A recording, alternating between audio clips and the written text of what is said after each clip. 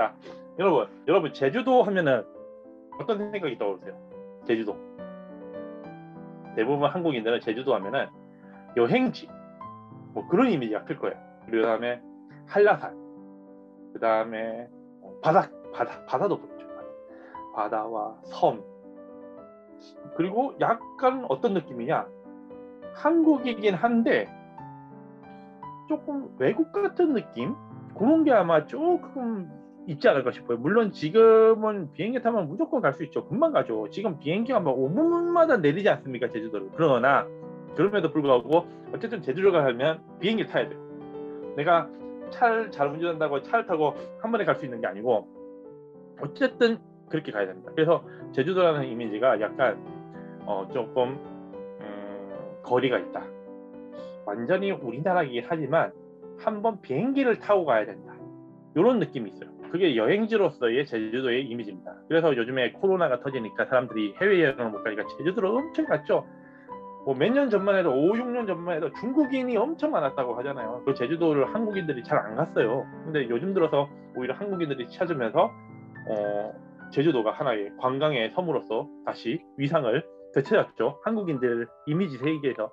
그래가지고 근래 정말 여행지로서 제주도가 정말 인기가 많습니다. 하지만 제주도 여행을 정말 그 여행 자체로 카페를 가고 등산을 하는 분도 계시고 눈 구경하는 분도 있더라고요. 보니까 눈 오는 날에는 또 바다를 구경하는 분도 있고 뭐 여러 구경이 있는데 역사 이야기를 별로 안 해요. 제주도 국립제주박물관이 있는데 그 외에 이렇게 제주도를 가서 어떤 여행을 하거나 즐기는 그런 문화가 좀 드물지 않느냐. 그래서 제가 오늘 하고 싶은 말은 제주도 역사에 대해서. 그래서 한반도에 있는 제주도에서 이 동아시아 전체 안에 제주도의 어떤 정체성과 위치의 어떤 가치 그런 부분을 제가 좀 얘기를 한번 해볼까 합니다.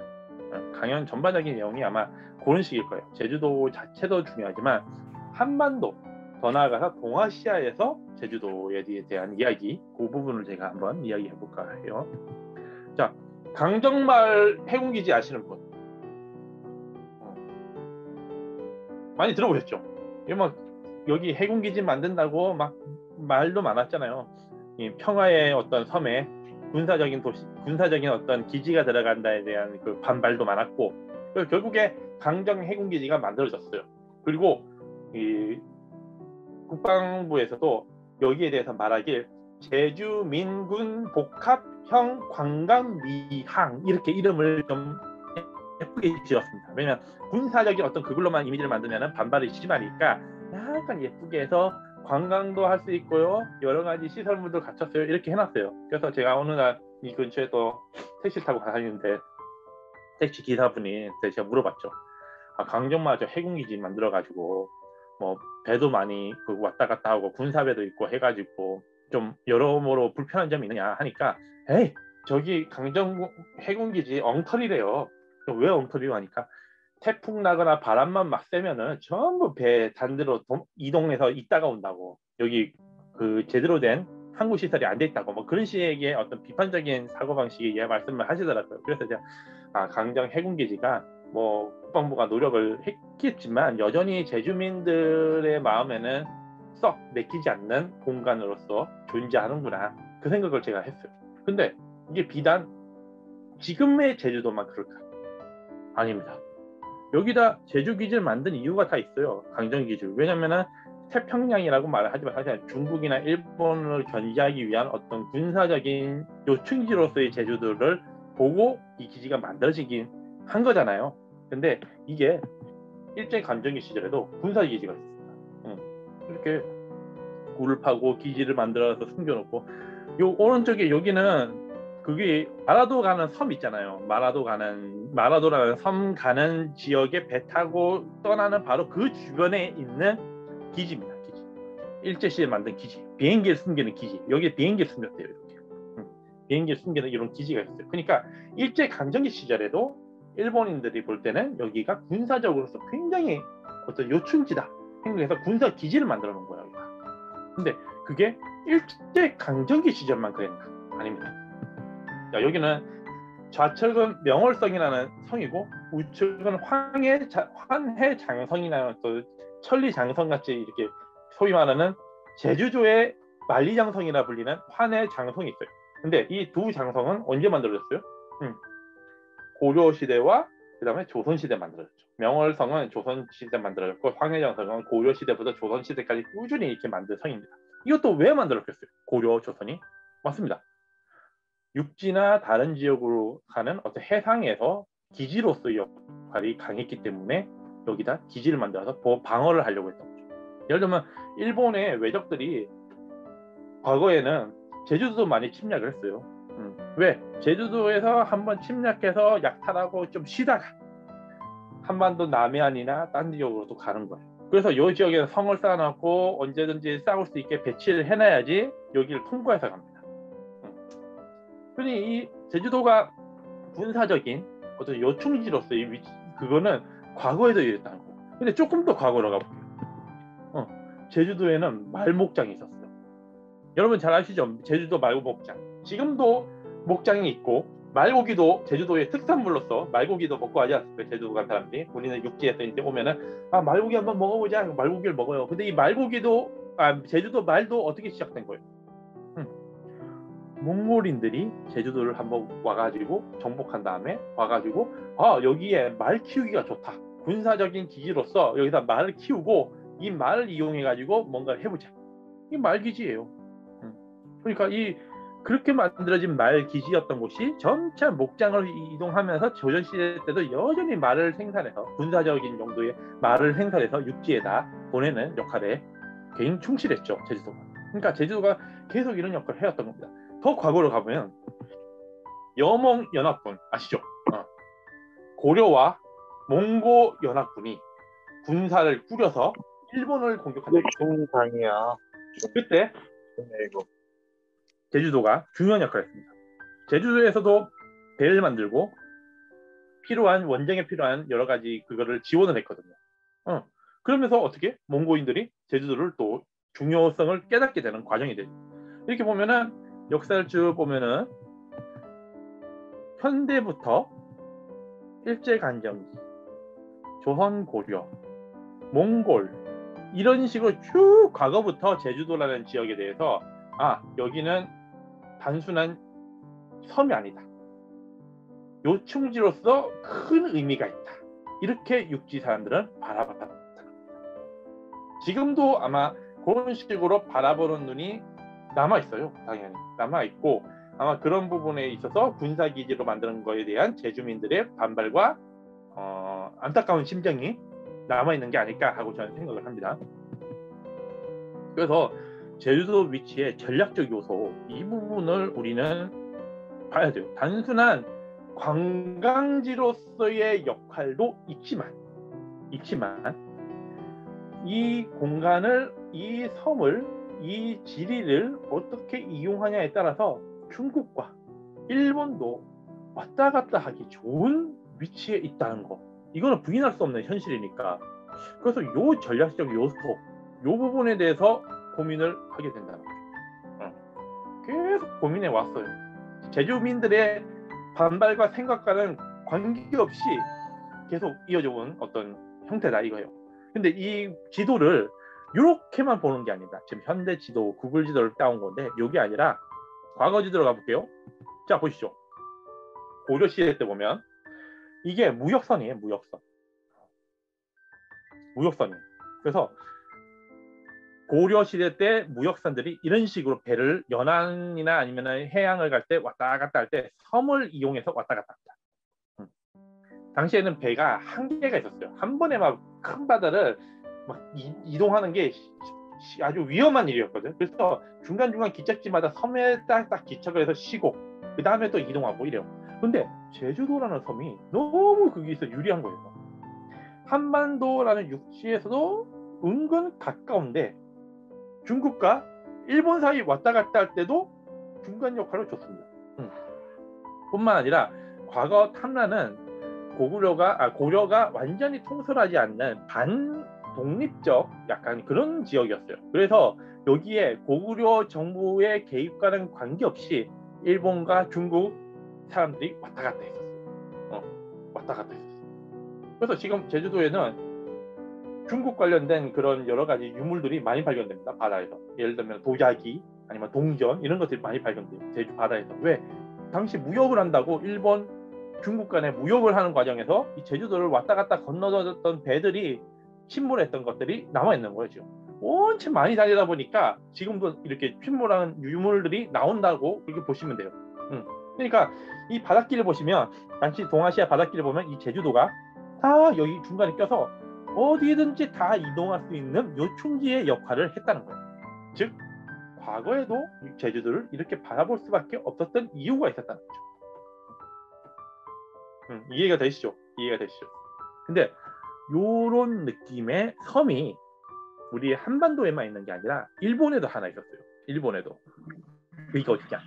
여기 밑에 보면 류구라고 보이시죠? 류구. 그 사진 탐나 남쪽으로 쭉 내려가면 여기 류구라고. 이게 오키나와잖아. 오키나와. 오키나와의 과거의 국가 이름이 류구라고 있는데 한번 보시죠. 오키나와도 지금 보면은 우리 제주도에 해군 기지가 있는 것처럼 오키나와에는 미군 기지가 있습니다. 미군 기지가 있는데 이게 오키나와의 중심섬이에요. 중심섬에 오키나와 중심섬에 여기 분홍색 여기 뭐냐면 미군 기지예요. 여러분. 미군 기지가 전체 면적의 한 8분의 1, 7분의 1을 차지한답니다.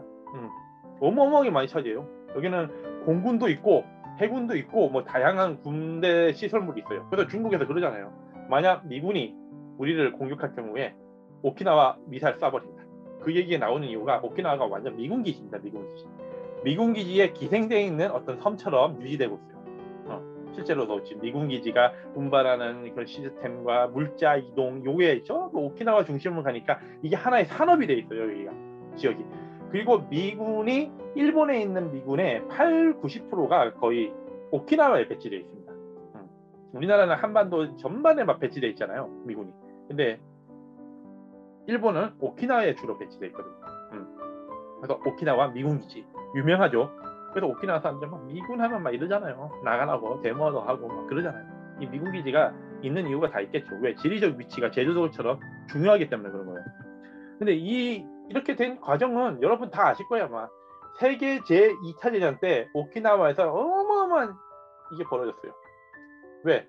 여기서 폭격기가 날면은 일본 본토를 한 번에 공격할 수 있거든요. 중간 지차간에서. 요즘이야 뭐 폭격기가 막 미국에서 떠가지고 공중급유를 해가지고 저기 미국 반대 있는 나라도 폭격을 하지만 이때는 폭격할 수 있는 폭격기도 한계가 있으니까 날아가가지고 한 번에 폭격을 하고 돌아올 수 있는 데가 오키나와였나 봐요. 그래서 오키나와에서 전쟁을 하고 오키나와에서 막 결사항전을 합니다. 그때 오키나와 사람들은 끌려가서 막 총알바지에서 막 죽고 막 그래요. 그래가지고 오키나와 사람들이 일본을 별로 안 좋아하는 어떤 그게 생겼잖아요. 그 오키나와 대전에 의해서 이제 미군 기지가 여기 자리 잡은 거예요. 근데 과거의 오키나와는 과연 어떤 나라였을까? 오늘 한번 볼게요. 한번 잠깐 설명하겠습니다. 자, 오키나와입니다. 이게 1429년 류쿠 왕국이 드디어 성립돼요. 이 류쿠 왕국이 성립된다는 게 무슨 말이냐면 류쿠의 중심 섬에 세 개의 세력이 있었어요. 그 세력이 매번 싸우다가 하나로 통합됐던 시기가 1429년입니다. 여러분. 그래서 통일을 하고 여기 자키미 성터라고 보이시죠? 자키미 성. 여기 뭐냐면 일본 이제 패배한 사람들이 도망을 가는데 그 도망간 지역을 방어하기 위해서 못 들어오게 막기 위해서 자키미라고 하는 지역에 성을 이렇게 만들었어요. 그리고 슈리성이라고 또 여기 슈리성이라 가지고 류쿠 왕국의 왕궁이 만들어지죠. 최근에 이제 불타가지고 난리난 성이 여기잖아요. 일본이 요즘에 근래에 불이 나가지고 류쿠에 뭐 불이 나서 슈리성이 사라졌다는 여기입니다. 여기 슈리성. 이렇게. 근데 이런 식으로 뭐가 있냐?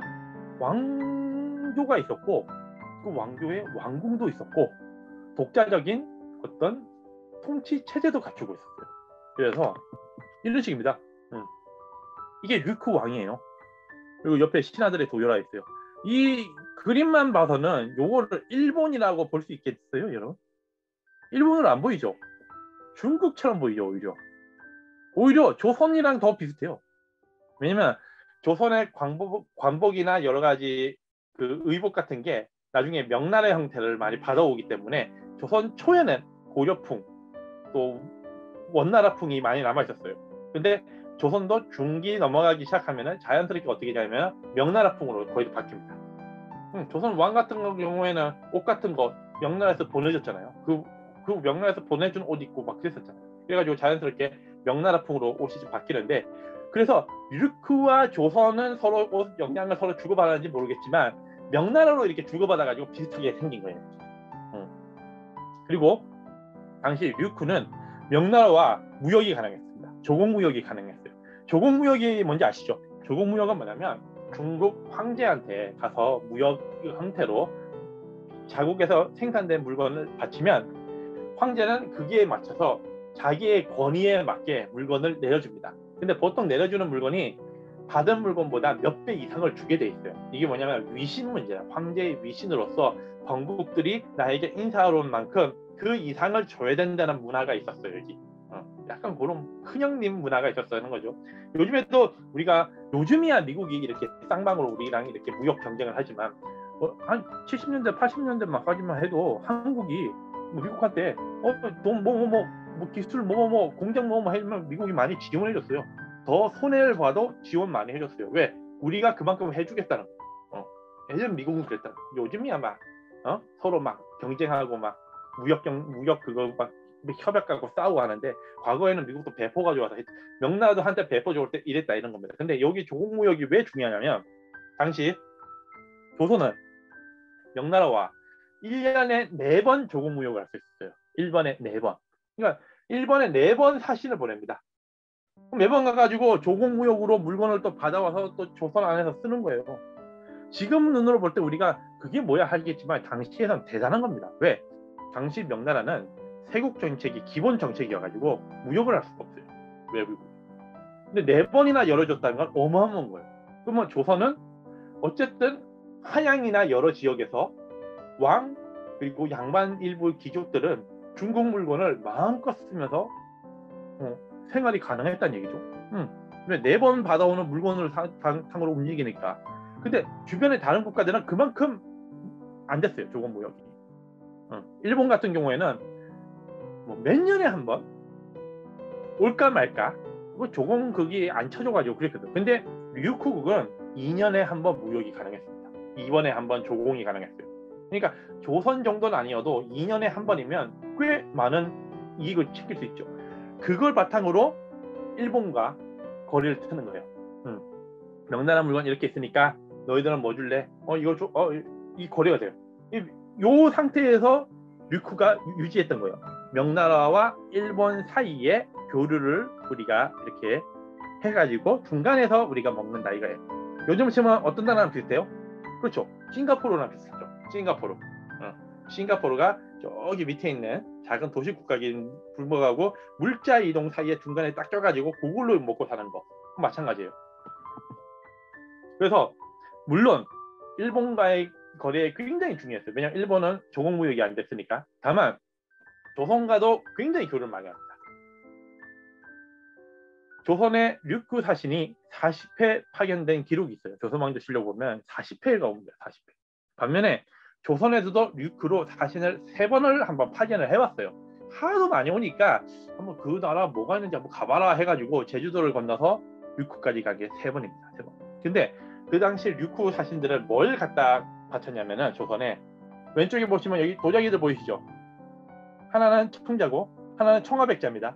명나라 시대 때 청자고 청아백자예요. 이게 뭐냐면 중국 오키나와 쪽에서 그 왕궁 있는 근처에서 출토된 거예요. 이게 그대로 출토됐어요. 옛날에 받아왔던 물건들. 근데 이런 형태의 청자와 청아백자를 조선왕조실록을 보면 특히 세종조에 보면은 류쿠 사신들이 와서 조선의 왕에게 바쳤다 이런 내용이 나옵니다. 류쿠 사신들이 와서 중국 청자, 중국 청아백자를 바쳤다. 내용만 있어요. 근데 내용에 대한 그 물건이 여기 류쿠에서 진짜 발견됩니다. 우리가 이걸 알 수 있죠. 아, 이런 물건을 당시에 조선에 바쳤구나. 이걸 알 수 있는 거예요. 반면 조선에서는 뭘 줬냐면 여기 이게 뭐냐면 8만 대장경입니다. 8만 대장경. 그래서 류쿠에서는 저희가 불교를 믿는데 대장경이 필요합니다. 불교경이 필요합니다. 대장경 좀 주십시오. 그러면은 대장경을 또 뽑아가지고 다 책을 만들어요. 찍어가지고 책을 딱 줍니다. 그럼 걔네들은 그걸 가져가가지고 또 불교 그거에서 쓰는 거예요. 그래서 서로 이렇게 문물 교류를 하면서 서로 교류가 가능했다 이거죠. 그래서 류쿠국에는 만국 질량의 종이라고 있습니다. 이 류쿠 박물관이 있거든요. 류쿠 미술관인가 박물관인가 여기 뭐 두 개를 같이 쓰던데 여하튼 오키나와 현 미술관인가 박물관에 가면 요 물건이 있어요. 요 물건이 옆에는 여러 그 오키나와의 그 배들 그다음에 뭐 유물들이 이렇게 있는데 요 배에 요 종에 문장이 딱 써 있습니다. 문장이 뭐라 써 있냐면 류쿠국은 남해의 좋은 곳에 있는 나라로 사만의 우수함을 여기 사만은 이 한반도를 얘기하면 조선을 얘기하죠. 대명과 수레바퀴 같은 관계이면 왜? 대명은 중국의 명나라 명나라와 조공무역을 한다는 의미예요. 그 다음에 일본에게는 순치의 관계겠다. 이게 무슨 말이에요? 일본과 거리가 있으면서 우리에 의해서 일본도 중국 문화를 받아들이지만 만약 우리가 공격을 받으면 그 다음 차례는 일본이 될 수 있다. 이런 얘기도 되는 겁니다. 왜냐면 이 당시 이 일본인들이나 오키나와 사람들에게 그 인식은 명나라 인식도 있지만 그게 뭐냐면 원나라예요. 원나라가 과거 고려와 함께 힘을 합쳐서 우리 일본을 공격한 적이 있다. 이게 엄청난 트라우마로 남아있습니다. 지금도 남아있어요. 오죽하면 일본이 지금도 미국한테 가서 하는 얘기 뭐예요? 저 한국 믿지 마세요. 자들 중국이랑 편먹고 공격할 수도 있어요. 이런 얘기 한다 안 합니까? 왜? 과거에 그 역사가 있어가지고 지금도 언제나 중국과 한국이 결합하는 걸 굉장히 유심히 바라보는 나라가 일본이에요. 근데 그래가지고 이런 얘기가 나온 겁니다. 그래서 류쿠는 이 가운데 솟아난 동래도 낙원이며 선박운원으로 만국의 가교가 되고 있다. 이래가지고 딱 종을 만듭니다.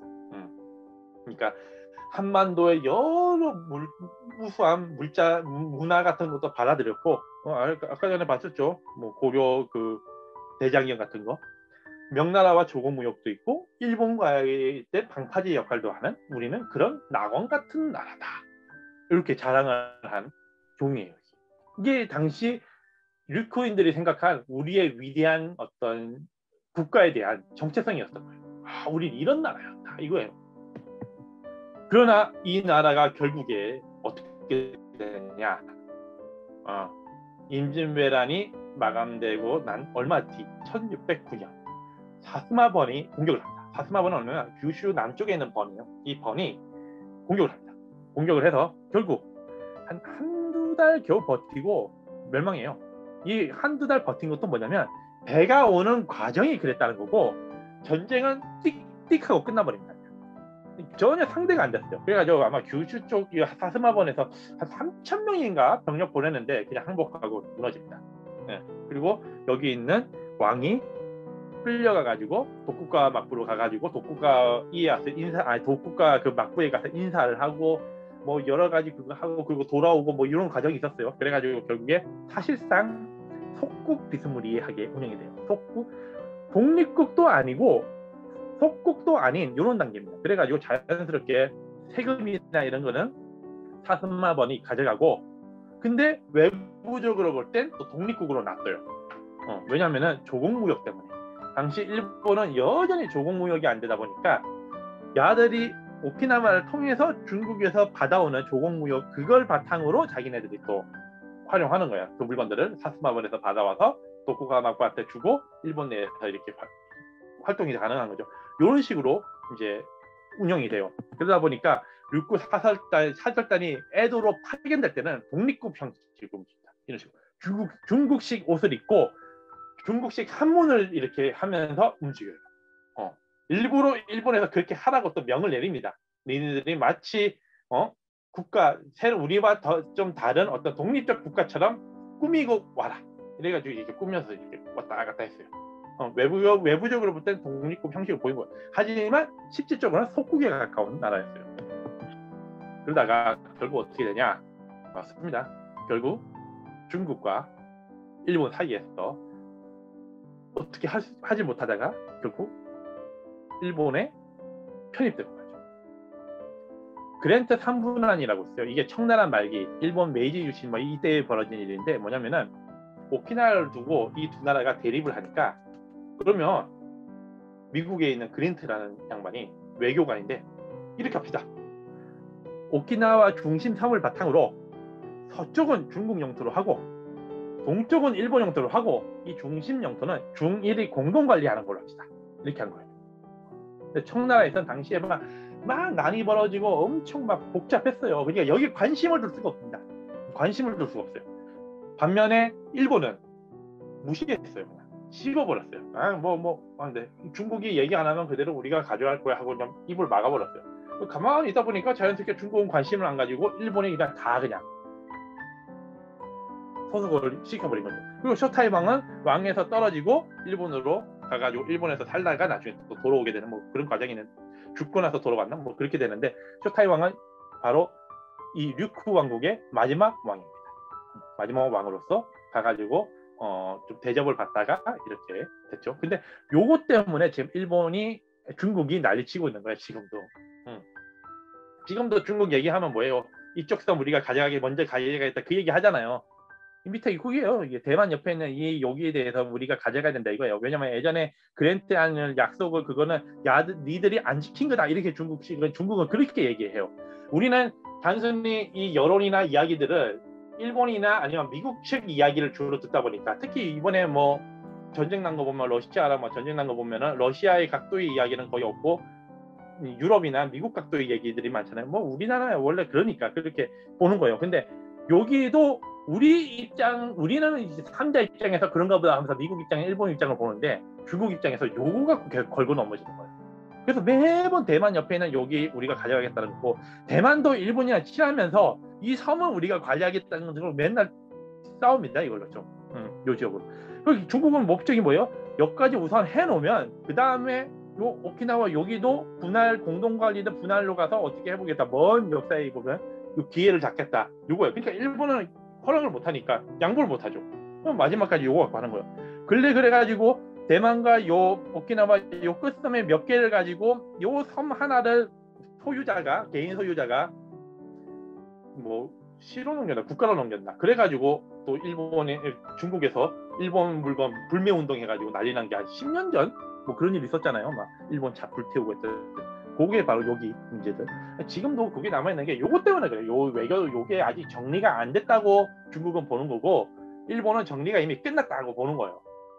우리가 알지 못하는 이런 세계겠습니다. 이게 마찬가지로 지금 독도 문제도 우리는 논리가 이런데 일본은 논리가 이런 걸 싸우고 있잖아요. 근데 외부에서 볼 때 그냥 싸우고 있는 걸로만 보인대요. 싸우고 있는 거. 니들 또 싸우고 있네. 나는 잘 몰라. 누가 이기냐 이렇게만 보고 있는데 여기도 이렇게 되고 있다. 그럼 그냥 이렇게만 이해하고 넘어갑시다. 우리는 여기 개입할 것도 아니고 그냥 보는 걸 이렇게 하니까 이렇게 이해하고 넘어가겠습니다. 결국에 어떻게 되냐? 2차 대전이 끝나고 나서 한동안 미군정이 돼요. 여기가. 미군정이 뭐냐면 미 군대가 통치하는 거예요. 사실상 미국 식민지가 됩니다. 근데 미국도 저 밑에 베트남이란 전쟁할 때 이제 여러 가지 돈이 딸리고 힘들었어요. 그래서 이 관리권을 일본한테 다시 넘깁니다.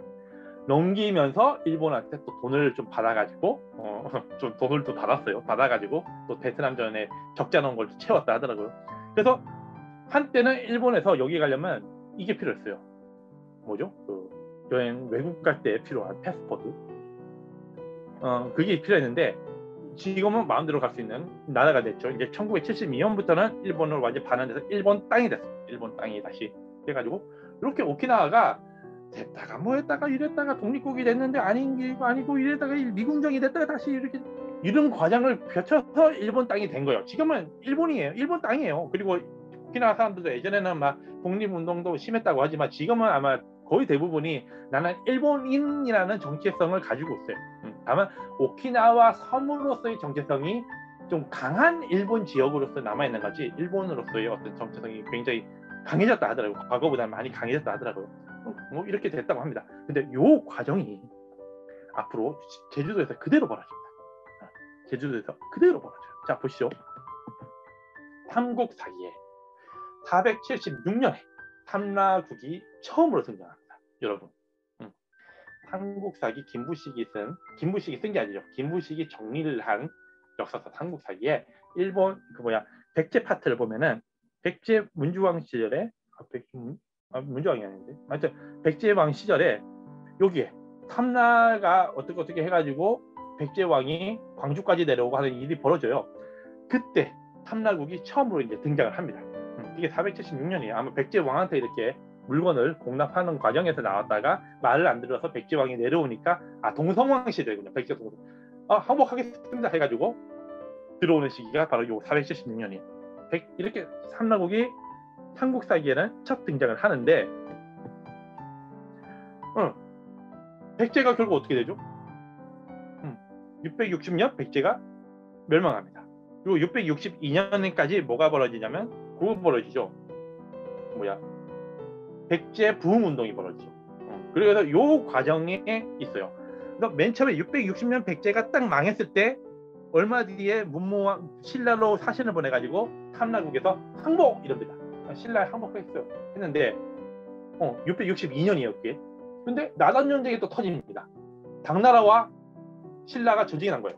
그러니까 이번에는 탐라가 끈을 한번 또 대봐요. 어디에? 당나라에도 사신을 보내보고 일본에도 사신을 보내봐요. 그래서 우리가 가능한 타국가에서 이렇게 하는 게 아니라 독립국가로서 운영할 수 있는 방안을 한번 찾아보자. 한반도의 이 대륙이 육지에 소속된 게 아니라 우리끼리 한번 해보기 위해서 어떤 방식으로 해보아야 되느냐. 중국도 사신을 보내보고 일본을 사신을 보내봐가지고 사는 방도를 연구해보자. 그걸 해봅니다. 근데 결국 어떻게 되죠? 안 돼요. 안 돼요. 결국 신라가 당나라를 이겨버렸어요.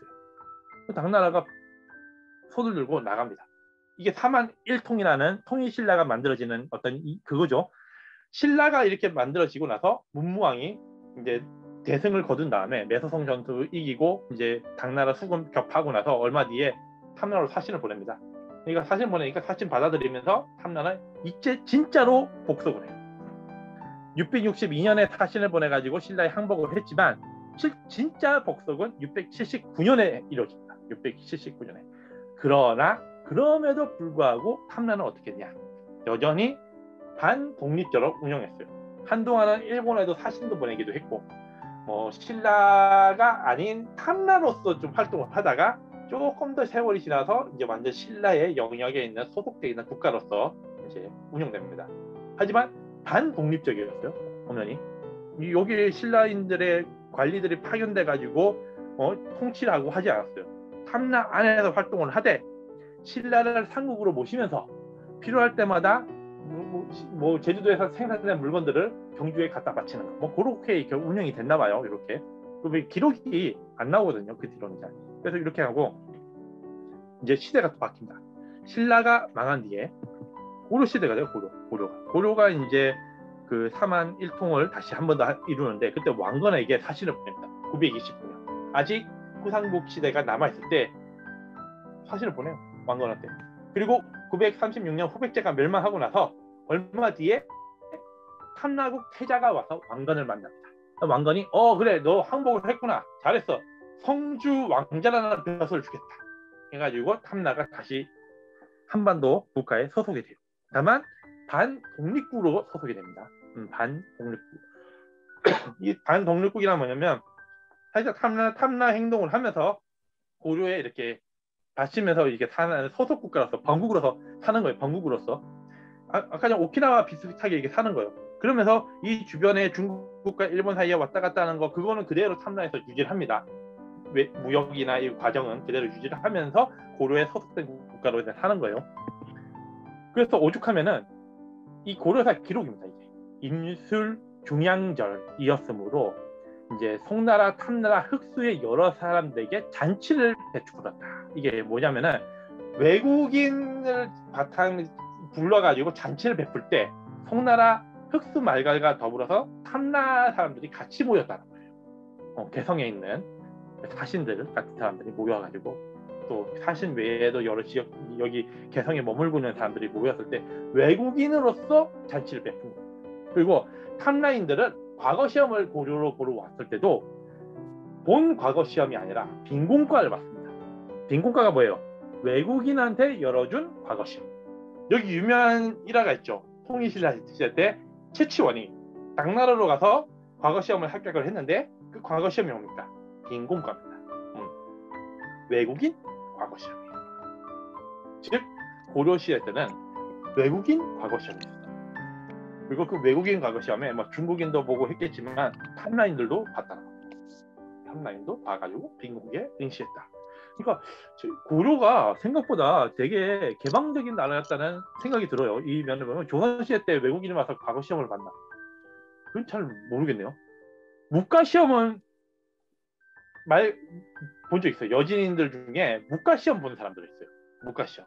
다만 문과 시험을 볼 때도 이 활 쏘고 말 달리는 거를 특혜로 딱딱 해주고 그냥 일반인 거 패스해서 그냥 합격시켜주고 막 그런 용도로 문과 시험은 본 적이 있는데 문과를 외국인이 봤다. 그건 모르겠죠. 근데 요 이때는 빈문과라는 게 엄연히 존재해가지고 탑라인들도 외국인으로서 가서 했습니다. 이건 무슨 말이죠? 고려 시대가 돼도 한동안은 독립적인 사실상 독립국처럼 운영이 되었다 이겁니다. 그러나 고려에서는 가면 갈수록 탐라에 대해서 행동을 쪼이고 압박을 주고 여러 가지 그걸 하면서 자연스럽게 소속을 한반도의 소속으로 옮겨와요. 이거예요. 12세기경 이게 지도입니다. 개경 지도인데 고려 지도인데 탐라를 탐라국에서 탐라군으로 바꿉니다. 여러분 9년제라고 들어보셨죠? 9년제. 이 당시에는 도, 군, 현 이런 식으로 이제 운영을 했거든요. 여기 보면 전라도, 경상도, 양광도, 교주도 이렇게 도가 쭉 나오죠. 도가 나오고 군이 나옵니다. 탐라를 맨 처음에는 꽤 큰 지역에 군을 주는데 군으로 해놓은 거야. 국에서 군으로. 국은 독립이고 군이니까 소속이 된 거죠. 고려의 지방에 소속이 되는 거죠. 근데 군대계는 작기 때문에 12세기 중반 되면 그냥 탐라현이 돼버립니다. 현이 돼버려요. 현. 군보다 작았다 해서 현이 돼버려요. 이렇게 돼버립니다. 그래가지고 사실상 탐라는 이때부터 어떻게 되냐? 고려 관리가 와서 통치를 합니다. 근데 고려인 관리들이 선장을 베풀고 깔끔한 통치를 한 게 아니라 이런 산물들 뺏어오고 가져오고 나 제주도 이번에 목사가 됐어. 제주 목사가 됐어. 이러면 야, 너 좋겠다. 제주 가가지고 한방 돈 제대로 벌고 오겠네. 이런 지역이 돼버려요. 제주 가가지고 온갖 그 나쁜 짓을 해서 돈을 모아가지고 돌아오는 거예요. 개경으로. 왜 변방인들이니까 이렇게 괴롭히면서 그걸 해도 된다. 이렇게 인식을 하는 겁니다. 고려인들이. 나쁜 인식인데 이렇게 돼버렸어요. 이렇게. 이런 식으로 운영을 하니까 탐라인들이 육지 사람들을 어떻게 보겠어요? 적대적으로 보죠. 좋게 안 봅니다. 저놈들 더 나쁜 놈이네. 저 우리를 더 괴롭히기만 하고 세금 떼가고 안 좋다 이거야. 그 시기에 어마어마한 사건이 터져 여러분. 이게 뭐냐면 징기스칸의 몽골 세계 제패입니다. 이제 뭐 지도 이렇게 나오긴 하는데 한때 이 작은 부족이었던 몽골 이 유목민들이 이 하나하나 세력들을 통합을 해서 거대한 세력이 되고 그 거대한 세력이 말을 타고 온갖 지역을 다니면서 다 그냥 멸망을 시켜요. 그래가지고 전부 통합해서 거대한 왕국을 만듭니다. 이거는 징기스칸이 생전에 이거고 징기스칸이 죽은 뒤에는 더 넓어지죠. 이게 더 넓어져요. 어마어마한 제국을 만들죠. 그래도 너무 이 컨트롤이 안 되니까 이제 후계자들이 이제 나눠서 서로 가져가 버렸잖아요. 막 가져가잖아요. 그때 고려도 침공을 합니다. 몽골이. 고려도 막 침공을 해요. 여러 번 침공을 10번 가까이 막 침범을 해요. 고려가 엉망진창이 되니까 관리가 안 됩니다. 이 지경이 됐어요. 고려 자체도 관리가 안 돼요. 왜? 고려인들도 강화도로 도망가가지고 뭐 고려 왕이나 무신 정권들이 강화도로 도망가가지고 육지 지역 사람들 관리를 안 했거든요. 엉망진창이 돼요. 이 엉망진창이. 그 끝에 엉망진창의 28년간 항전 끝에 결국에 항복을 합니다. 고려 왕 주도로 해서 항복을 해요. 근데 무신 정권의 잔재가 남아 있었기 때문에 무신 정권을 보호하는 군단이 바로 삼별초였거든요. 그 삼별차들이 난을 일으킵니다. 우리는 몽골 밑에 있을 수 없다. 아니다. 우리는 우리대로 가 있다. 난을 일으켜가지고 그 고려의 왕족 하나를 왕으로 삼고 내려갑니다. 내려가가지고 진도에서 맨 처음에 싸워요. 진도에서 싸우다가 몽골과 고려의 연합군이 오니까 이번에 제주도로 갑니다. 제주도로 갑니다. 뭐 이런 식의 어디서 벌어져요. 이때 진도에 있으면서 보시면 여기 회색 지도 보이시죠? 회색. 이게 뭐냐면 나주, 장흥, 함포 이런 데를 막 공격하는 거예요. 그래가지고 물자들을 뺏어옵니다. 삼별초가. 이 삼별초가 우리가 굉장히 깔끔하고 저항의식 있는 이런 사람으로 이게 교육을 받아서 그런 거예요. 이게 이제 뭐 일제감정이 끝나고 소위 말하는 군사정부 시절에 이런 삼별초를 이렇게 부각시키는 일을 많이 합니다. 왜? 군사정부가 쿠데타를 통해서 정권을 잡아서 정체성이 약간 이 정당성이 좀 떨어졌잖아요. 그러다 보니까 자기들 정당성을 과거에 있는 어떤 것에서 가져와서 좀 포장을 하는 게 삼별초였어요. 똑같이 난을 일으키고 이렇게 했던 과정을 좀 포장을 해서 군사정부라고 꼭 나쁜 게 아니다. 이런 식으로 저항을 하고 위대한 행동을 해서 패배한 이런 무장들도 있지 않았느냐. 해가지고 삼별초를 막 부각시켜서 박정희 정부 때 엄청 삼별초가 이렇게 부각이 되는 그런 역사가 있는데 실제로 뭐였냐면은 난을 일으킨 것뿐만 아니라 한반도 남부를 해적처럼 휘젓고 다닙니다. 물자 뺏고. 사실상 그렇게 좋게 보긴 힘든 면도 분명히 있었어요. 분명히 있었어요. 긍정적인 면도 있죠. 끝까지 저항을 했다. 하지만 반대에는 통제가 안 되는 인간들, 결국에 우리 사람들을 더 패고 뺏어왔던 어떤 흔적도 있었다는 거예요. 아주 막 고려 정부에서 이것 때문에 골치가 아팠죠. 결국 몽골과 고려가 동맹으로 같이 공격을 합니다. 이런 식으로 1273년에 제주도를 공격을 해요. 그런데 재밌는 점은 삼별초를 제주민들이 오히려 지원을 했다는 거예요. 왜? 고려인들이 통치한다고 왔던 양반들, 개성에서 왔다는 양반들이 우리를 엄청 괴롭히고 세금 걷어가고 쩌내난다 이거야. 우리 삼별초가 낫다 이거야. 우리 독자적 국가로 가겠다 이거야. 삼별초를 지원해버려요 제주민. 하지만 결국에 여원 고려와 몽골 연합군에 의해서 삼별초가 제거가 되죠. 뭐 그래가지고 결국 일본 삼별초는 여기 오키나와로 이주했다. 이거 설 유명하죠. 논문도 있고 막 그래요. 실제로 삼별초에 근거지, 뭐 진도에 있거나 이런 근거지에 있는 이 기와의 형태가 오키나와의 기와의 형태가 비슷해요. 동시대 비슷할 때. 그래서 고려인들이 넘어와서 이 기와를 만들고 이 지역에서 살지 않았을까라고 추정을 합니다. 다만 기록이 없어요. 문자 기록이. 이게 정확하게 문자 기록이 있어서 삼별초의 사람들이 내려와 가지고 이 기와를 만들고 살다가 이 사람들이 오키나와의 어떤 가게의 시조 또는 어떤 가게의 어떤 그 조상으로서 남아가지고 이 흔적이 돼서 나는 한반도 자랑스러운 고려인으로서의 오키나와 정체성을 갖고 있는 뭐다 이게 돼가지고 이게 오키나와가 이래가지고 지금까지 왔으면 우리도 오키나와 한번 우리 거다 얘기할 수 있는 어떤 거리가 생기지 않았을까 잘 모르겠는데 그런 것도 생길 수 있는 충분한 어떤 여지가 있을지도 몰라가는데 이런 게 없고 그냥 이런 흔적만 남아있습니다. 흔적만. 이게 약간 아쉬운 점이죠. 실제 이게 우리 그거였으면 요거 좀 흔적을 남고 기록을 남겼으면 참 아름다웠을 텐데 기록을 이게 뭐 이렇게 해가지고 못으로 돌에다 새기는 기록도 있잖아요. 이게 조금 아쉬워. 근데 여하튼 이런 식으로 오키나와로 갔다 이런 설이 있어요. 그리고 몽골이 완전히 고려를 통치하게 되면서 어떻게 되냐? 일본 원정으로 갑니다. 당시 원나라 황제 쿠빌라이는 일본까지 내 걸로 만들고 싶었어요. 그 옛날 위대했던 중국의 황제들 중에 수나라 양제, 당나라 태종, 당태종도 일본만은 못했거든요. 나는 일본까지 먹어보겠다 이거는. 그래가지고 두 차례에 걸쳐서 고려와 몽골 연합군이 일본을 공격하잖아요. 1274년과 1280년. 이때도 제주민들이 배를 만들고 지원을 하고 그랬습니다, 여러분. 오키나와랑 똑같아요, 이 상황이. 그래가지고 사실상 이 제주도가 몽골 관청도 있고 고려 관청도 있고 여기 이 제주도의 성주라고 하는 우두머리 관청도 있고 이게 뭐 주인이 없어요. 다 주인이야. 성주도 주인이고 고려 관청도 주인이고 몽골 관청도 주인이에요. 이 지형이 돼버렸어요. 결국에. 이게 아까 전에 오키나와가 일본에 소속된 것도 아니고 이것도 아니고 명나라와 조공무역이라서 명나라 신하인 것도 아니고 이래 돼버리는 거예요. 근데 오키나와에도 오키나와 왕은 또 있고, 오키나와 왕이 주인이에요? 아니면 일본이 주인이에요? 아니면 중국이 주인이에요? 이 꼴이 제주도가 그 꼴이 난 거예요. 그래서 삼라에 다루가치를 설치합니다. 그리고 그 다루가치 설치한 이 다루가치의 관청이 지금 제주도 가면은 목관이라고 있죠. 그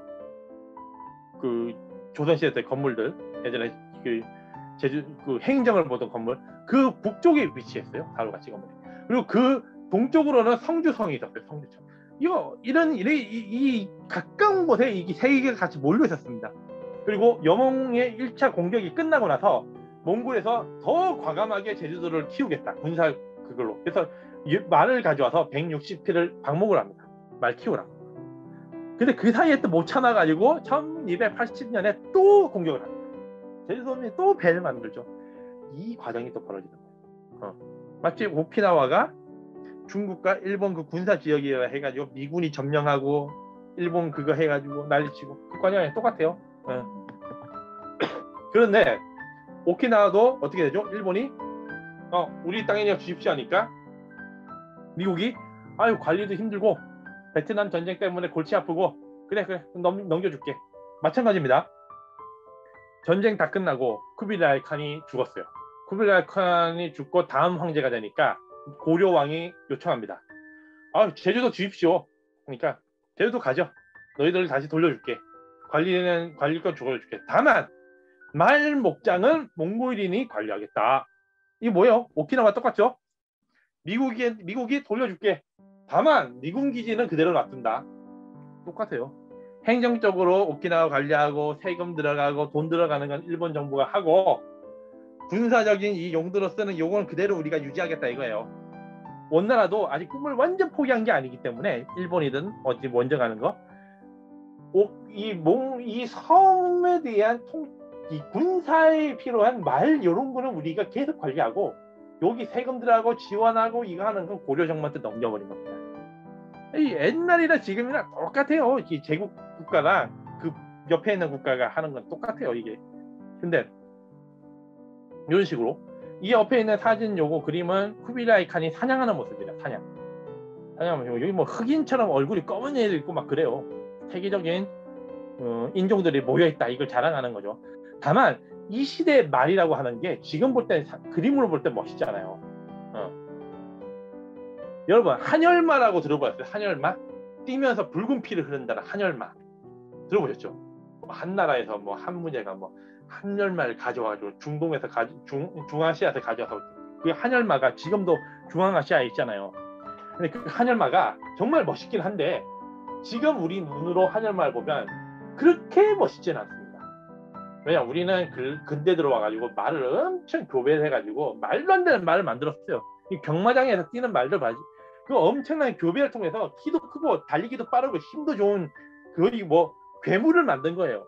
근데 그 괴물을 우리가 눈에 익다 보니까 한열말을 봐도 눈에 이렇게 익혀지진 않아요. 이 당시 몽골 말도 엄청 뛰어난 말인데 아마 그림 보는 거와 달리 실제 우리가 보면은 글쎄 이런 말이라 가능성이 높아요. 근데 제주도 말이 이 몽골 말의 흔적을 좀 많이 갖추고 있다고 하더라고요. 많이 일제감정기나 여러 조선시대 때를 통해 가지고 말이 많이 질이 떨어지긴 했는데 다시 막 부활시키는 노력을 통해 가지고 말을 좀 이렇게 좀 만들었는데 그 말 형태의 DNA 쭉 하면은 몽골 말의 어떤 그 흔적이 남아있다 이 말을 또 하더라고요.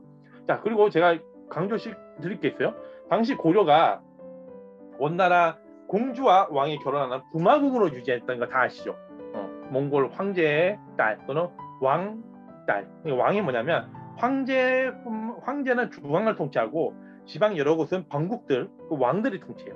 그 왕의 딸도 어쨌든 왕족이잖아요.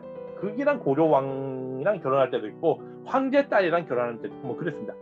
그 고려인의 발언권이나 힘이 몽골 내에서 굉장히 높았어요. 그러다 보니까 여기 심양이라고 보이시죠? 심양. 여기도 고려 왕이 통치합니다. 여러분, 고려 왕족이 통치해요. 여기도. 고려 왕이랑 심양 왕이 같은 사람일 때도 있고 고려 왕, 심양 왕 따로일 때도 있어요. 근데 여기가 다 고려인들이 통치하는 지역이 돼버려요. 희한하죠.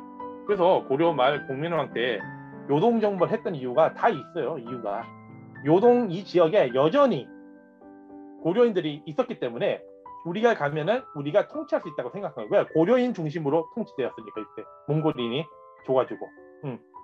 그래서 충분히 가면은 우리 땅이 될 수 있다는 인식을 채용도 했던 거죠. 채용도 공민왕도 했었던 거고 그랬던 겁니다. 근데 나중에 이성계가 그거에 파턴해가지고 조선을 세우잖아요.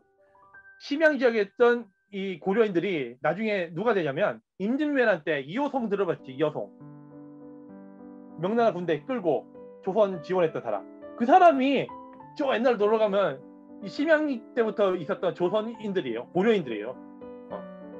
군벌이 돼가지고 거기서 군대 그거 해가지고 나중에는 왕대우 받으면서 삽니다. 왕 호칭 받으면서. 그래가지고 나중에 임진왜란 때 그 사람들이 와가지고 도와주는 거예요. 희한하죠, 여러분? 희한해요. 명나라 국적이긴 한데 이 그거나 이거나 조선인 그게 가지고 있는 후손이라고.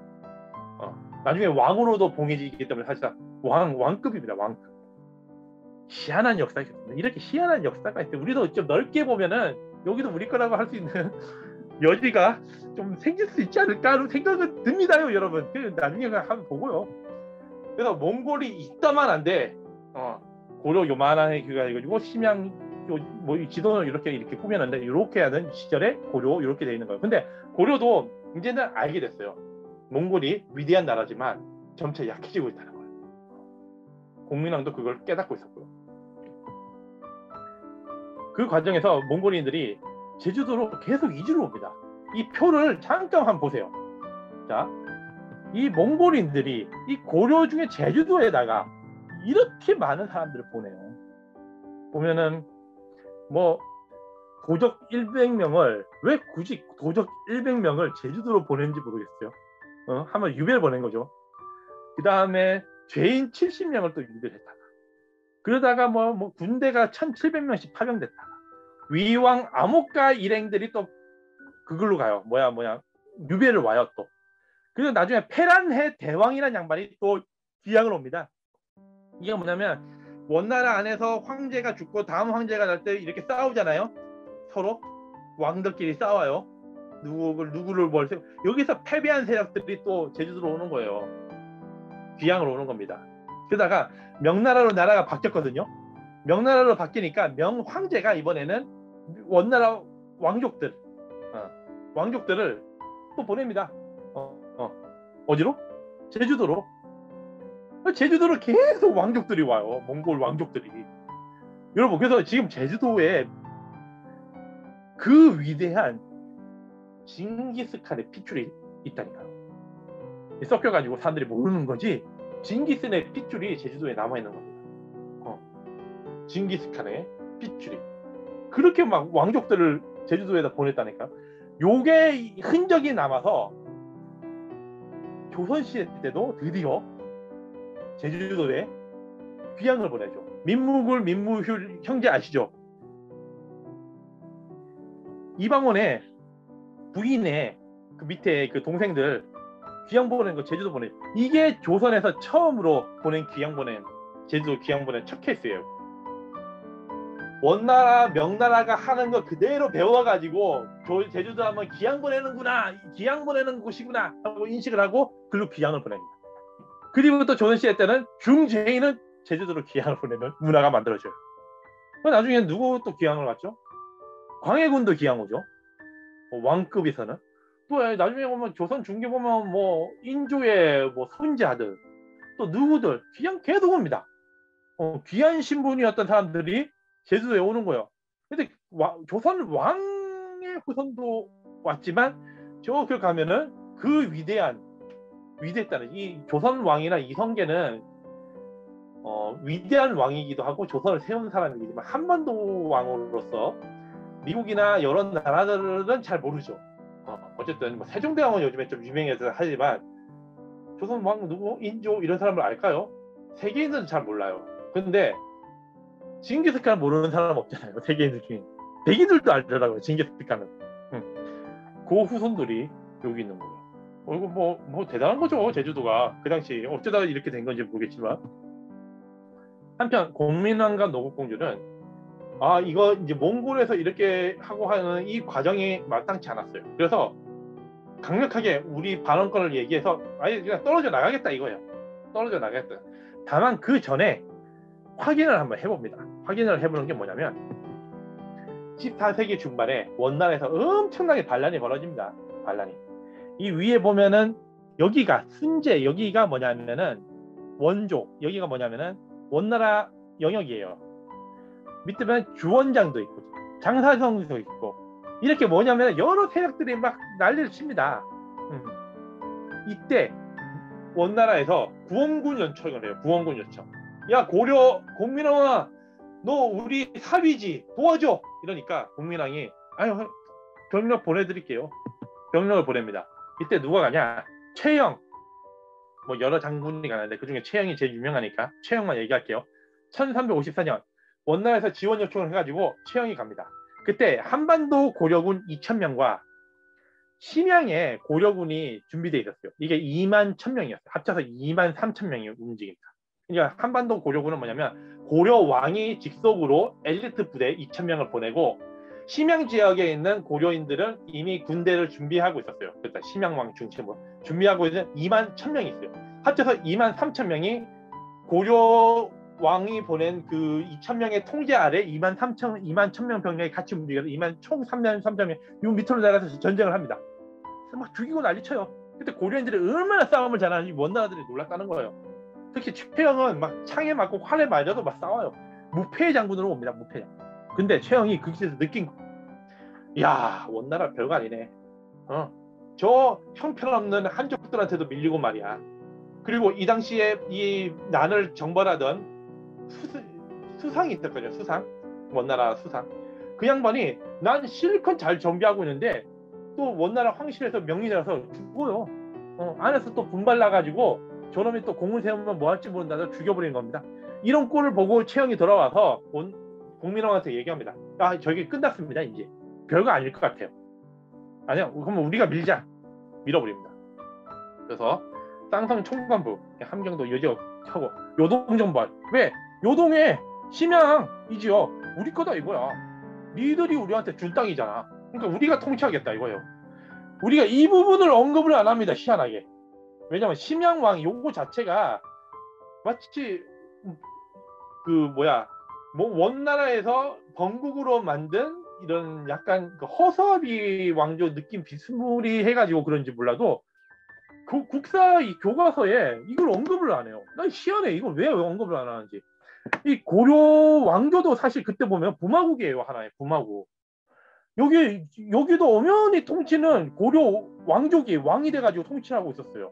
그렇기 때문에 요동정벌로 가능했던 거예요. 가면 반응이 나오니까. 그래서 이성계가 맨 처음에 요동성도 정벌하고 오잖아요. 근데 나중에 또 정벌 안 한다고 하네. 그래가지고 조선으로 바뀐 거예요. 희한하지, 희한해. 이때 뭘 했으면은 이 안에서 분명히 반응이 나와가지고 좀 아쉽습니다. 교과서에 이 얘기 꼭 해야 돼요. 심양요 지역. 저는 그렇게 생각합니다. 국사 시간에 여기에도 우리 왕이 있었다는 거를 얘기해야 된다. 그런 의식이 있습니다.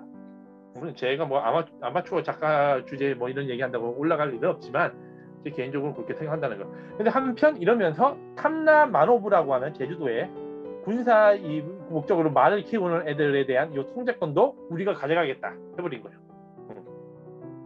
이렇게 해버렸습니다. 근데 제주민들이 그때 당시에 몽골이랑 엄청 친했어요. 특히 공민왕과 그 대결을 펼쳤던 기황후가 아시죠? 기황후. 이 황후 원나라 승제의 황후인데 고려인. 이 동생들 뭐 오빠들이 엄청난 난리치. 오빠들이 난리치잖아요. 기씨 집안으로. 근데 이 집단들이 제주도와 친밀한 관계를 유지해가지고 공민왕이 이 직후에 한반도 지역에 요 고려니 안에 있는 제주민들을 다 불러들여가지고 국정선 군인으로 보내버립니다. 왜? 내통할까봐. 제주도랑 뭔가 내통을 할까봐 보내버리고 막 그래요.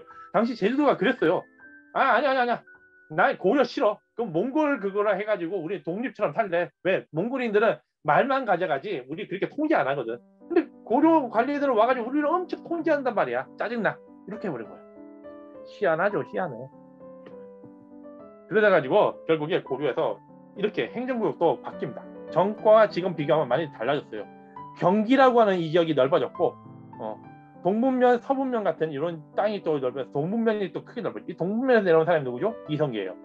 이런 식으로 하면서 제주도를 이제 정벌하겠다는 마음이 있어요. 더 이상 이대로 두면 안 되겠다. 원나라가 나갔는데도 여전히 독립적 행동을 보인다는 거야. 근데 이 독립적 행동을 어떻게 보이냐? 몽골이 보냈던 말을 키우는 모코들이라고 하는 이 사람들이 있어요. 모코들이 뭐냐면 말을 키우는 이 사람들인데, 이 인간들이 반발을 하고 고려에서 보낸 관리를 죽이고 제주 사람들이랑 연합을 해가지고 돌아다니는 거예요. 물론 제주인들 중에 일부는 또 모코도 싫다 이러고 있어요. 관리가 안 됩니다. 그래서 병력을 보내서 확실히 우리 영역으로 만들겠다. 보게 됩니다. 마치 이제 병력이 출두를 하는데 이 병력 수치가, 자 보시죠. 그 또 이유가 또 하나 있었어요. 네, 제가 강연을 하다가 또 이유가 뭐냐면 요겁니다. 왜고 침입이 있었어요. 당시 명나라로 원나라가 교체가 됐는데, 명나라 황제가 고려한테 맨날 얘기하는 게 뭐냐면 제주도 얘기를 합니다. 제주도 얘기를. 야, 왜구들이 이렇게 침략을 하고 난리가 쳤는데 왜 막지를 못하니? 그리고 왜구놈들이 제주도에 있는 모코들이랑 손을 잡으면 어떻게 할래?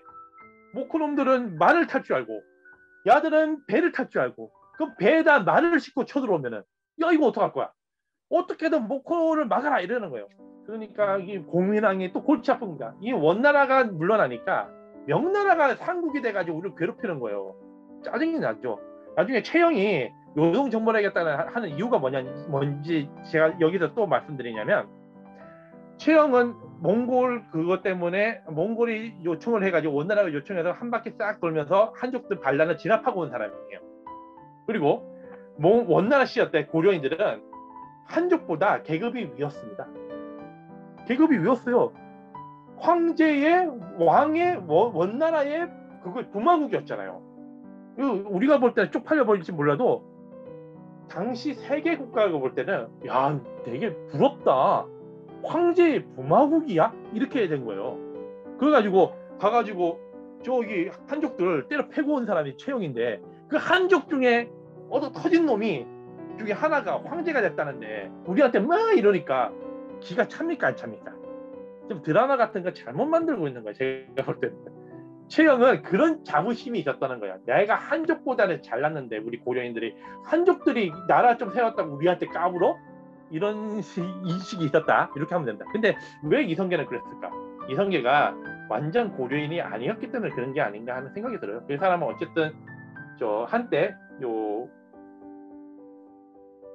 북방 요 지역에 고려 땅이 아닌 지역에서 활동한 사람이잖아요.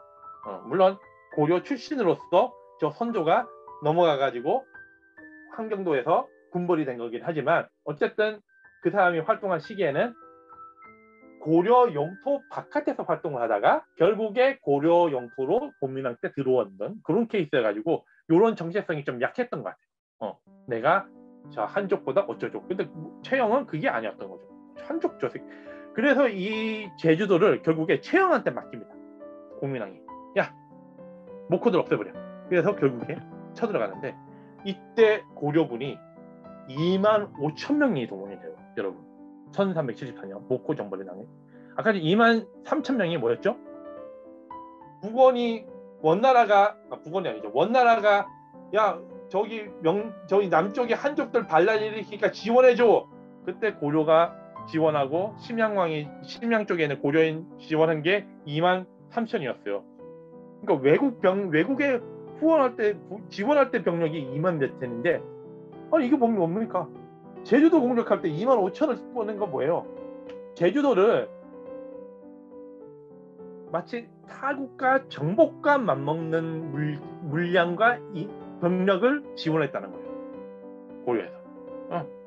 빠르게 진압을 하겠다 이거예요. 진압을 하고 영역을 빨리 만들어서 일본과 명나라 사이에 있는 이 섬에서 어떤 일이 벌어질 수 없으니까 우리가 전략적 가치가 있는 이걸 장악을 해놓고 나중에 뭘 해보겠다 이거예요. 당시 이 형태가 이렇게 지도가 만들어지니까 이런 식으로 이제 그림을 짰습니다. 짜고 나주부터 이제 출발해요. 병력이 나주를 지나서, 당시에는 나주에 항구가 있었어요, 여러분.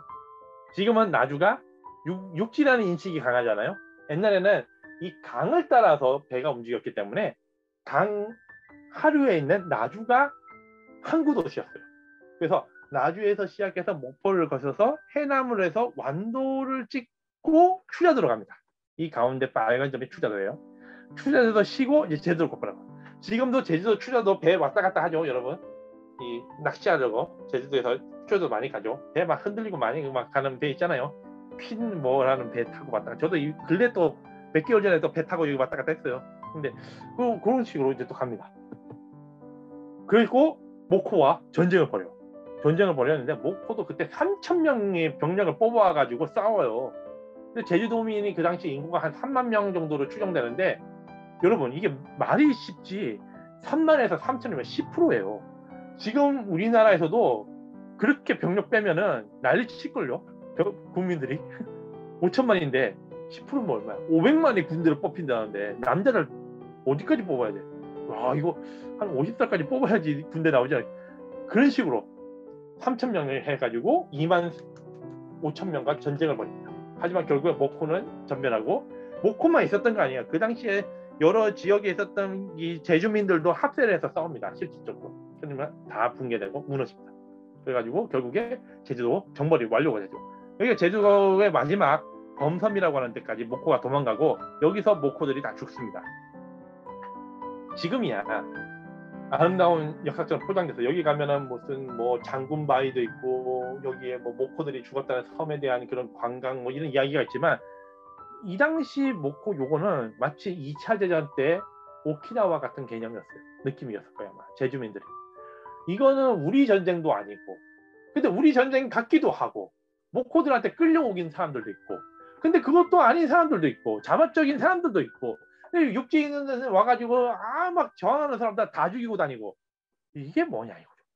내 전쟁이면은 그래도 뭐 전쟁 지든 이기든 뭐가 깔끔한 면이라도 있는데, 이거는 끌려와서 죽는 건 참 괴로운 거예요. 이게 제주도의 이 역사가 뭐냐, 이게 잊혀진 역사가 된 게 참 잘 모르더라고요. 특히 우리 육지 사람들은 가히 모르고, 제주도 사람들 중은 그냥 안다는 정도로 있더라고요. 제가 물어보면은 막 목포 막 들어본 적, 이 정도 수준이.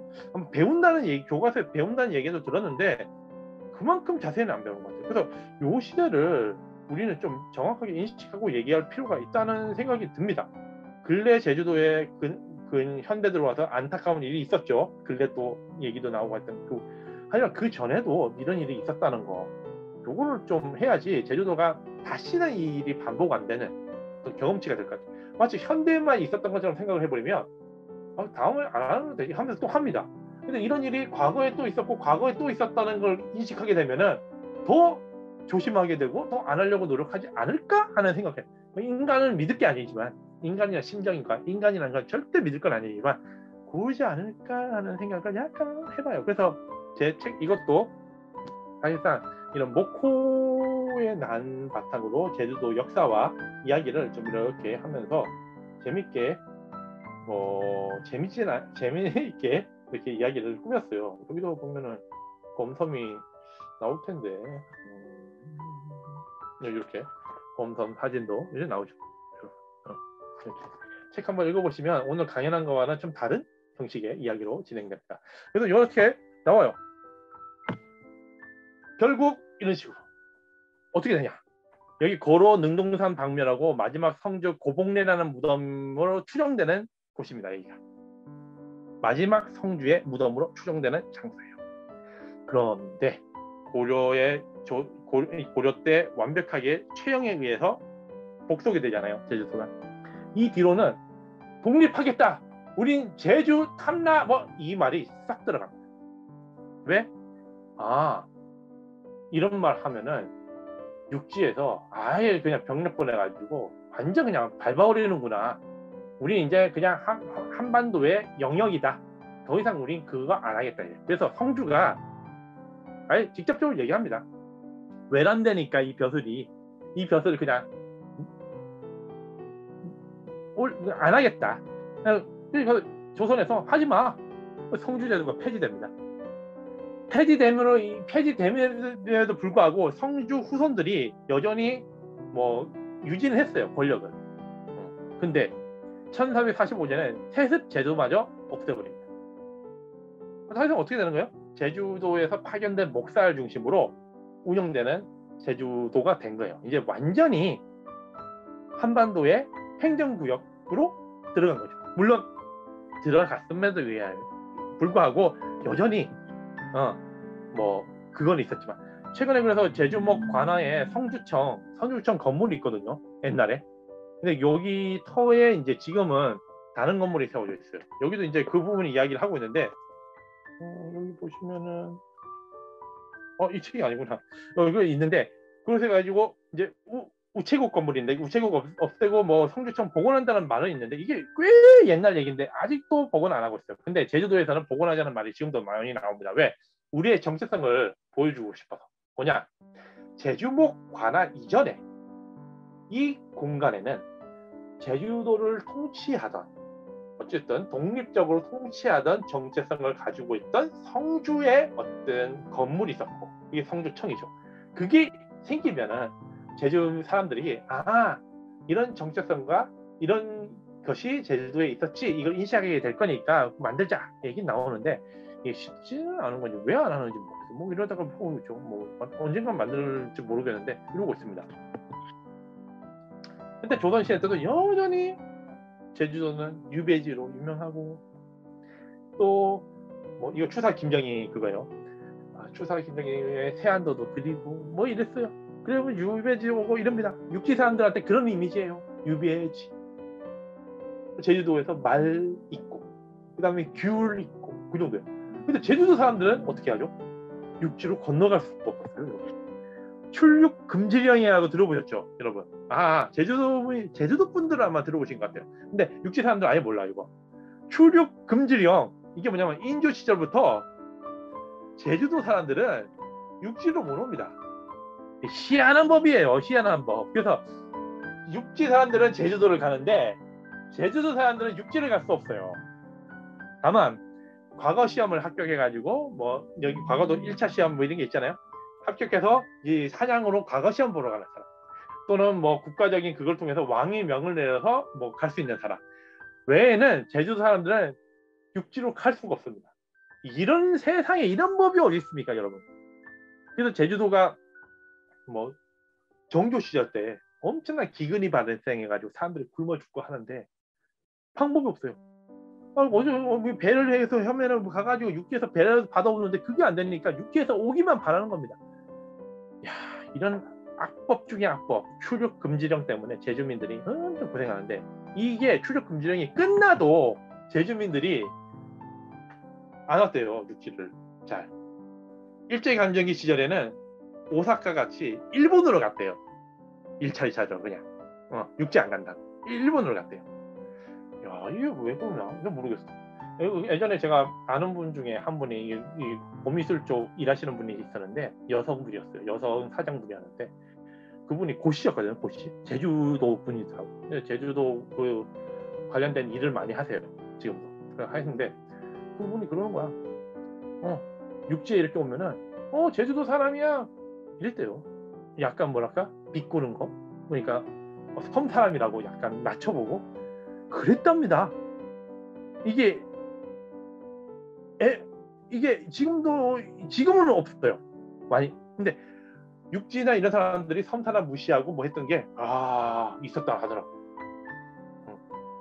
꽤 오래 남았던 거예요. 이게 언제 완전 깨졌냐? 1910년 이후입니다. 이 제주도 인구 추인데, 인구가 이렇게 자연적으로 느는 것도 있다가 정체되죠. 50만에서 쭉 정체가 됩니다. 이게 뭐냐면, 인구가 완전 정체됐다는 건 뭐 외부로 나가는 사람이 많잖아요, 제주도에서 공부해가지고. 그런데 제주도로 들어온 사람이 없다 보니까 이렇게 정체가 되는 거예요, 나중에 자연 성장해서. 근데 이때부터 65만 이렇게 막 늘어납니다. 2010년 이후부터 육지 사람들이 제주도를 막 갔거든요. 이주하기 시작해요. 그게 이제 채워진 거예요. 원래 제주민이 50만인데 60만 정도. 그럼 어떻게 되는 거죠? 전체 100 중에 제주민이 80이고 약 20 정도가 외지인으로 채워지고 있는 게 제주도가 되어버렸어요. 많이 바뀐 거죠. 예전에 제주도에 육지 사람들이 가면 제주도 사람들도 육지 사람들 가게 우리 안 써. 뭐 해가지고 장사도 안 되고 제주도 왜 우리 이렇게 차갑게 돼야지? 여기서 관광은 모르겠지만 사는 건 힘들다. 이런 얘기 많이 들어보셨죠? 요즘엔 많이 바뀌었습니다. 제주도 가면은 카페 가잖아요. 카페 가가지고 근데 서울말 잘 쓰시네. 얘기하면 저요 서울에서 왔어요. 이래요. 서울에서 와서 카페 열었대요. 서울에서 와서 서점 열었대요. 제주도 사람들은 이거 말고 다른 일을 한대요. 다른 일, 관광이나 다른 일 하고 우리가 이런 거 좀 나다. 카페 자기도 열어보고 다른 카페 가보고 서점 가보면 다 수도권이나 서울에서 온 사람이래요. 그냥 그래? 이렇게 하도록. 그리고 부동산 이런 데서도 텃세가 예전에 비해서 많이 없어졌대요. 왜? 이제는 열에 2명이 외지인이 돼버렸어요. 이게 얼마 전의 얘기예요. 그 전만 해도 제주도는 제주도로 얘기했고 제주도에서 올라왔다고 주위 사람들 제주도 이 문화가 있었다는 거죠. 참 이게 바로 그 괴랄한 출nhập 금지령이 만들어낸 이 조선이라는 나라는 제가 볼 때 참 이해가 안 되는 부분이 참 많았다는 생각이 듭니다. 굳이 이런 법 없이 방법이 많았을 텐데 왜 이런 법을 통해 가지고 제주민들의 외부 이동을 막아버렸을까? 물론 이 당시 이유는 있었어요. 제주민들이 워낙 육지로 이주를 해서 살려고 하니까 왜 제주도에서 일자리가 지금도 부족한 것처럼 당시에도 그랬거든요. 먹을 게 부족해요. 그러니까 이거 모르게 막아버리는 참 황당한 일을 벌이는 저도 이거 참 이해가 안 되는 거예요. 그래서 이 흔적이 근래까지 남아있었다. 근래까지. 그 오죽하면 제주민들이 일제감정기 시절에도 조선으로 안 오고 일본으로 가서 일을 했다는 이런 황당무계한 일이 벌어진 거예요. 그러니까 우리한테 제주도가 완전 심리적으로 개방된 거는 2010년 이후라고 저는 생각이 들더라고요. 자, 그래서 제주도 지도를 꺼내면서 강연을 맞추는데 우리가 이제 제주도를 이렇게 한번 생각해 볼 필요가 있다는 인식으로 얘기해 봤어요. 지금이야 우리가 제주도 가면 관광과 아름답다 파라다이스, 물론 가면은 현실이지만 우리 육지 사람들은 그런 생각을 한답니다. 파라다이스 쉬고 휴양지 없어. 근데 이 안에는 그렇게 수많은 역사가 있고 특히 육지의 변화와 육지의 권력에 따라서 제주의 피해와 파괴가 엄청 심했다는 것도 현실입니다. 그래서 우리가 단순히 제주도를 관광으로 가는 게 아니라 이 갖고 있는 아픔과 역사도 이해하는 것이 필요하다는 생각이 들어서 이 책을 쓰게 됩니다.